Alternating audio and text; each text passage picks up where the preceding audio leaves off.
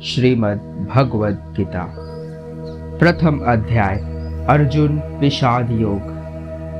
दुर्योधन और अर्जुन के द्वारका से वापस लौट आने पर जिस समय दोनों ओर की सेना एकत्र हो चुकी थी, उस समय भगवान श्री कृष्ण स्वयं हस्तिनापुर जाकर हर तरह से दुर्योधन को समझाने की चेष्टा की, परंतु उन्होंने स्पष्ट कह दिया, मेरे जीते जी पांडव कदापि राज्य नहीं पा सकते। यहाँ तक कि सुई की नोक भर भी जमीन में पांडवों को नहीं दूंगा। तब अपना न्यायोचित स्वत्व प्राप्त करने के लिए माता कुंती की आज्ञा और भगवान श्री कृष्ण की प्रेरणा से पांडवों ने धर्म समझकर युद्ध के लिए निश्चय कर लिया। तदनंतर जब कौरव पांडवों का युद्ध आरंभ हो गया और लगातार 10 दिनों तक युद्ध होने पर पितामह भीष्म रणभूमि में रथ से गिरा दिए गए, तब संजय ने धृतराष्ट्र के पास आकर उन्हें अकस्मात भीष्म के मारे जाने का समाचार सुनाया। उसे सुनकर धृतराष्ट्र को बड़ा ही दुख हुआ और युद्ध की सारी बातें विस्तार पूर्वक सुनाने के लिए उन्होंने संजय से कहा। तब संजय ने दोनों ओर की सेनाओं की व्यूह रचना आदि का विस्तृत वर्णन किया। इसके बाद धृतराष्ट्र ने विशेष विस्तार के साथ आरंभ से अब तक की पूरी घटनाएं जानने के लिए संजय से प्रश्न किया। यहीं से श्रीमद् भगवद गीता पहला अध्याय आरंभ होता है।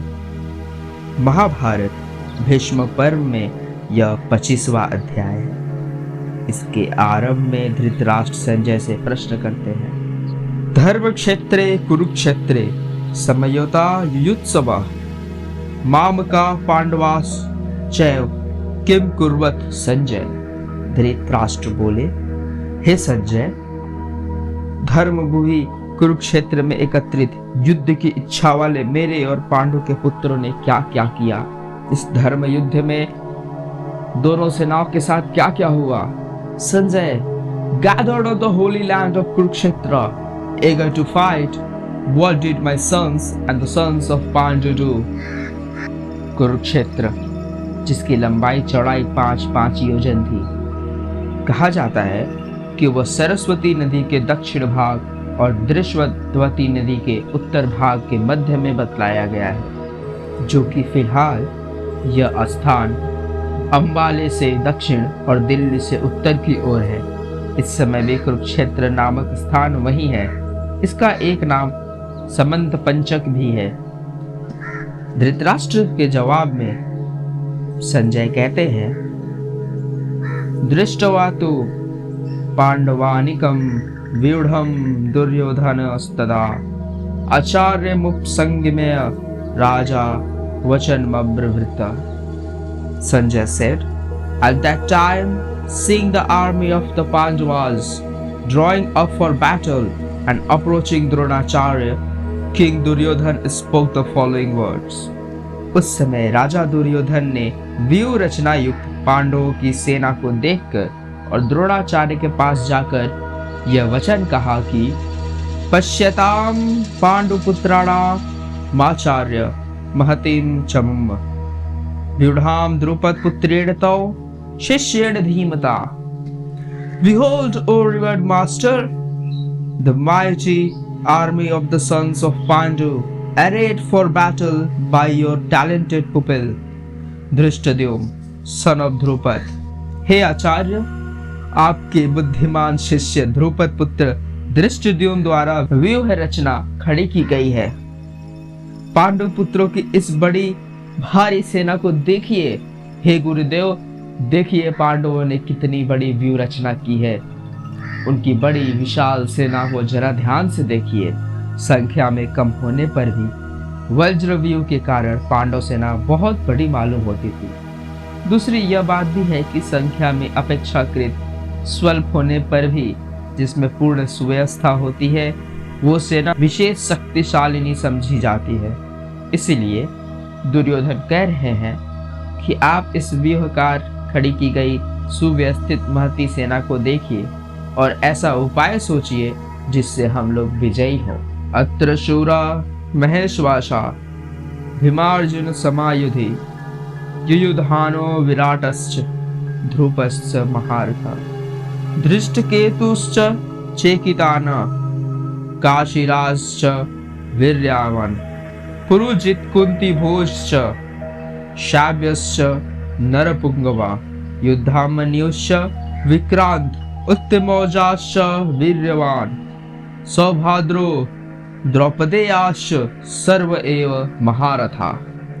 There are in the army heroes wielding mighty bows and equal in military prowess to Bhim and Arjuna, Satyaki and Virat, and the Maharathi Drupad, Drishtaketu, Chekitan, and the valiant king of Kashi, and Purujit, Kunti Bhoj, and Shabya, the best of men, and mighty Yudhamanyu, and valiant Uttamoja.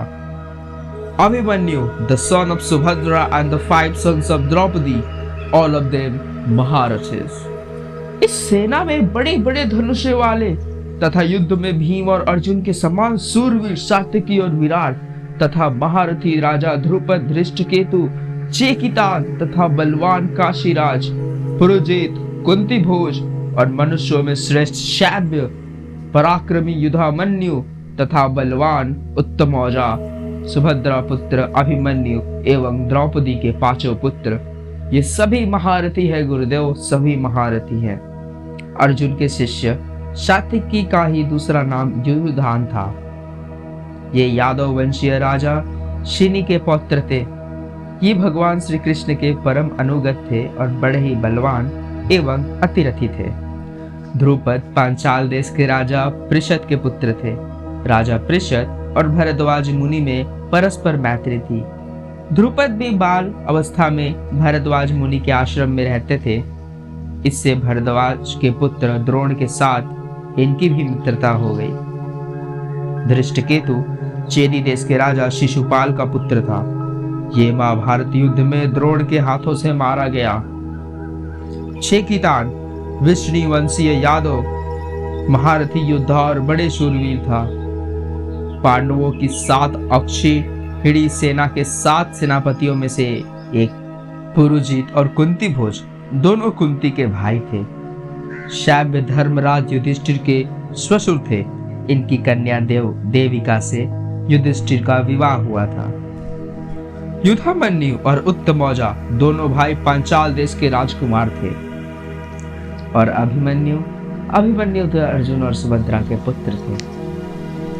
Draupadi के 5 पुत्रों का नाम है प्रतिविंध्य, सुतसोम, श्रुतकर्मा, शतानिक और श्रुतसेन. ये 5 क्रमशः युधिष्ठिर, भीमसेन, अर्जुन, नकुल और सहदेव के पुत्र थे, जो कि द्रौपदी के गर्भ से उत्पन्न हुए थे. इन सबको रात्रि के समय अश्वत्थामा ने मार डाला था. ये सब महारथी. पांडव सेना के प्रधान योद्धाओं का नाम बतलाकर अब दुर्योधन आचार्यद्रोह से अपनी सेना के प्रधान योद्धाओं को जान लेने के लिए अनुरोध करता है. अस्माकं तु विशिष्टा ये तान्निबोध द्विजोतम नायका मम सैन्यस्य संज्ञार्थम तान् ब्रवीमि. O best of Brahmanas, know them also who are the principal warriors on our side, the generals of my army. For your information, I mention them. हे ब्राह्मण श्रेष्ठ गुरुदेव द्रोणाचार्य, अपने पक्ष में जो भी प्रधान योद्धा है उनको आप जान लीजिए. आपकी जानकारी के लिए मैं सेना के जो भी सेनापति हैं उनके नाम बतलाता हूँ, कृपया कान में डाल लीजिए. भवान भीष्मश्च कर्णश्च कृपश्च समितिञ्जय अश्वत्थामा विकर्णश्च सौमदत्तिस्थैव च. द्रोणाचार्य पांडवों और कौरवों के गुरु, भीष्म सबके पितामह, कर्ण दुर्योधन का मित्र और कृपाचार्य कुलगुरु, अश्वत्थामा द्रोणाचार्य के पुत्र थे. Yourself and Bhishma, Karna and Kripa, who is ever victorious in battle, and even so Ashwathama Vikarna Bhurishrava, the son of Somadatta. कहते हैं, हे गुरुदेव द्रोणाचार्य, आपके साथ पितामह भीष्म, कर्ण, संग्राम विजयी कृपाचार्य तथा वैसे ही अश्वत्थामा, विकर्ण और सोमदत्त का पुत्र भूरिश्रवा भी है। यहाँ दुर्योधन ने आप कहकर सबसे पहले इन्हें इसलिए गिनाया है कि जिसमें ये खूब प्रसन्न हो जाए और मेरे पक्ष में अधिक उत्साह से युद्ध करे। शिक्षा गुरु होने के नाते आदर के लिए भी सर्वप्रथम आप कहकर द्रोणाचार्य को युक्ति संगत ही है। अन्ये च बहवः शूरा मदर्थे त्यक्त जीविता नाना शस्त्र प्रहरणा सर्वे युद्ध Vishakha. And there are many other heroes, all skilled in warfare, equipped with various weapons and missiles, who have staked their lives for me. और भी मेरे लिए जीव की आशा त्याग देने वाले बहुत से शूरवीर हैं, अनेक प्रकार के शूरवीर हैं, अनेक प्रकार के शस्त्र हैं। वो शस्त्रों से सुसज्जित और सब के सब युद्ध कला में चतुर हैं, निपुण हैं। अपने महारथी योद्धाओं की प्रशंसा करके अब दुर्योधन दोनों सेनाओं की तुलना करते हुए अपनी सेना को पांडव सेना की अपेक्षा अधिक शक्तिशाली और उत्तम बताता है। अपर्याप्तम तदस्माकं बलम भीष्माभिरक्षितम पर्याप्तम त्विदमितेषां बलम भीमाभिरक्षितम। The army of ours, fully protected by Bhishma, is unconquerable, while that of army of theirs, guarded in every way by Bhim, is easy to conquer. Bhishma Pitamah द्वारा रक्षित हमारी यह सेना सब प्रकार से अजय है, कोई भी इसे हरा नहीं सकता। भीम द्वारा रक्षित सामने वाली सेना को हराना बहुत ही आसान है, उन पर जीत पाना सुगम है। उनका कहना है कि हमारी सेना उपर्युक्त बहुत से महारथियों से परिपूर्ण है और परशुराम सरीखे युद्धवीर को भी छका देने वाला भूमंडल के अद्वितीय वीर भीष्म पितामह के द्वारा संरक्षित है। संख्या में पांडव सेना की अपेक्षा 4 अक्षौहिणी अधिक है। इसी प्रकार भीष्म द्वारा संरक्षित अपनी सेना को अजय बतलाकर अब दुर्योधन सब ओर से भीष्म की रक्षा करने के लिए द्रोणाचार्य आदि समस्त महारथियों से अनुरोध करते हैं। अयनेषु च सर्वेषु यथा भागमौ स्थिता भीष्ममेवाभिरक्षन्तु भवन्तः सर्व एव हि। Therefore, stationed in your respective positions on all fronts, do you all guard Bhishma in particular on all sides? इसलिए सब मोर्चों पर अपनी अपनी जगह स्थित रहते हुए आप लोग सभी निसंदेह पितामह भीष्म की सब ओर से रक्षा करेंगे। भीष्म पितामह कौरवों के सेनापति हैं, उनकी रक्षा करना सभी योद्धाओं का कर्तव्य है। दुर्योधन उनसे कहता है कि जब तक भीष्म पितामह है तब तक उनकी सेना को कुछ भी नहीं हो सकता, उन्हें कुछ भी नहीं हो सकता, और इसलिए वो भीष्म पितामह की रक्षा पर ज्यादा ध्यान देते हैं। दुर्योधन के द्वारा अपने पक्ष के महारथियों की विशेष रूप से पितामह भीष्म की प्रशंसा किए जाने पर यह वर्णन सुनाकर अब संजय उसके बाद की घटनाओं का वर्णन करता है। तस्य सजनयन हर्षम कुरु वृद्ध पितामह सिंहनादम विनद्योच शंख दद्मो प्रतापवान। The grand old man of the Kaurava race, their glorious grand patriarch Bhishma, cheering up Duryodhan, roared terribly like a lion and blew his conch. कौरवों में वृद्ध बड़े प्रतापी पितामह भीष्म जब दुर्योधन के हृदय में से हर्ष उत्पन्न करते हुए उच्च स्वर से सिंह की दहाड़ के समान गरज कर शंख बजाया। शंख युद्धाघोष का, शंख युद्धारंभ का। तथा शंखाश भैर्याश्च पड़वानक गोमुखा सहसैवाभ्य हन्यन्त स शब्द स्तुमुलो भवत। Then conches, kettle drums, tabors, drums, and trumpets blared forth all at once, and the noise was tumultuous. इसके पश्चात शंख के साथ ही नगारे, ढोल, मृदंग और नरसिंघे आदि बजने लगे। ये सब एक साथ ही बज उठे। उनका यह शब्द बहुत ही भयंकर, बहुत ही तेज था। धृतराष्ट्र ने पूछा, युद्ध के लिए एकत्र होने के बाद मेरे और पांडु के पुत्र ने क्या क्या किया? इसके उत्तर में संजय ने अब तक धृतराष्ट्र के पक्ष वालों की बात सुनाई। तथा श्वेतर्य यारुक्ते महति स्यानंदे स्थितो माधव पांडवश्चैव दिव्य शंख पृथक Muthu. Then seated in a glorious chariot drawn by white horses, Sri Krishna as well as Arjuna blew their celestial conches. पांचजन्यम हृषिकेशो देवदत्तम Dhananjay पौंड्रम ददमो Mahashankh भीमकर्मा Vrikodar. Sri Krishna blew his conch named Panchjanya, Arjun Devdutt, while Bhim of ferocious deeds blew his mighty conch Pondra. इसके अनंतर में सफेद घोड़ों से युक्त उत्तम रथ में बैठे हुए श्री कृष्ण महाराज और अर्जुन ने भी अलौकिक शंख बजाया। श्री कृष्ण महाराज ने पांचजन्य नामक, अर्जुन ने देवदत्त और भयानक कर्म वाले भीमसेन ने पौंड्रक नाम के महाशंख बजाए। अनंत विजयम राजा कुंती पुत्रो युधिष्ठिर नकुल सहदेवश्च सुगोमणि पुष्पको।